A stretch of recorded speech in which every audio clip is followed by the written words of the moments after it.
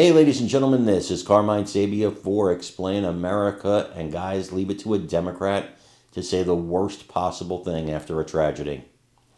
Before we get started, please make sure you like, comment, share, and subscribe. Those little things really help us out, and they help our channel continue to grow. Hakeem Jeffries spoke after the shooting of two National Guards members, which resulted in the death of at least one of them as of this recording. And he spoke, and he didn't place the blame on the shooter. He didn't place the blame on Joe Biden, who let in thousands and thousands of unvetted Afghans under Operation Allies Welcome. No, he put the blame on Donald Trump, President Donald Trump, for having National Guard in D.C. to begin with. And even though crime has dropped drastically since the National Guard has been there, still, to Hakeem Jeffries and so many Democrats, by the way, who've spoken since this tragedy, it's Trump's fault. Because everything is Trump's fault to these people. They have a severe mental disease, and they need help. They need help because TDS is real, and they have it. This was unconscionable. It was disgusting. It was shameful. But it wasn't beneath him. I'm tired of saying it's beneath him. It's not. This is who he is. This is on par for him. I want you to watch this and let me know what you think in the comments. Welcome back. And joining me now is House Democratic Leader Hakeem Jeffries. Leader Jeffries, it's great to see you. Thank you for taking the time tonight. I just want to start by asking you about this shooting today, of course, in Washington. It's, of course, the day before Thanksgiving. These two National Guard members were away from their homes in West Virginia, following orders and serving their country when they were shot today in Washington. I know you put out a statement earlier, but what has been, we've learned a lot over the last couple of hours. What's been going through your head today as you've been digesting all of this news? Well, it's a terrible tragedy, and we certainly are praying for the recovery and the well-being of these two patriotic National Guards members, as well as standing with not just them, but their families and their communities on the eve of Thanksgiving.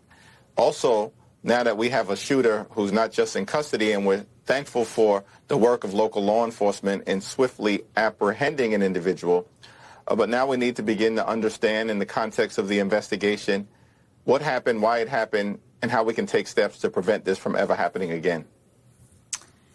There's a lot. I mean, as you mentioned, the suspect is in custody. He's been identified as a 29-year-old Afghan national. The mayor of D.C. has said this was a targeted attack, and the FBI has announced they're going to investigate as a possible act of terrorism. I was just talking with my prior guests about this. You mentioned some of the questions you have about what happened, why. What else are you hoping to learn as this investigation unfolds over the next hours and days? Well, we need to know what inspired the shooter, how he got access to the weapon that was used, whether the shooter acted alone or whether it was in concert with other individuals, either foreign or domestic.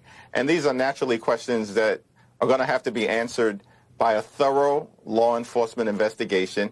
And, of course, we need the suspect prosecuted to the full extent of the law. And then as we move forward, we need to think about how we can prevent this type of violent act from ever occurring again, as it relates to both the National Guard, but of course how we can protect the men and women of law enforcement who protect and serve communities all across the country on a daily basis, week after week, month after year, month after month, year after year.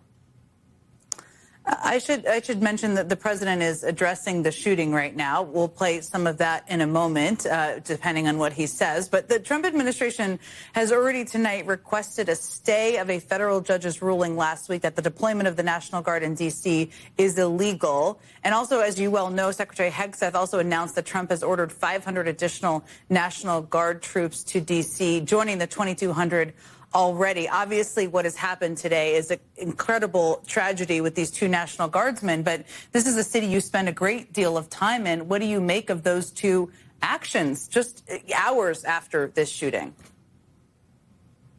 Well, I think the Trump administration is going to have to justify to the American people why these actions are being taken as part of the broader effort to deploy National Guard troops all across the country. These are reasonable questions that the American people deserve answers to, not simply in the context of the actions that Donald Trump and the Secretary of Defense have taken today, but generally in terms of understanding what their overall public safety strategy may be in a country where so many Americans understandably have concluded that things are moving in the wrong direction over the last year or so, and that we've got to find a better path forward.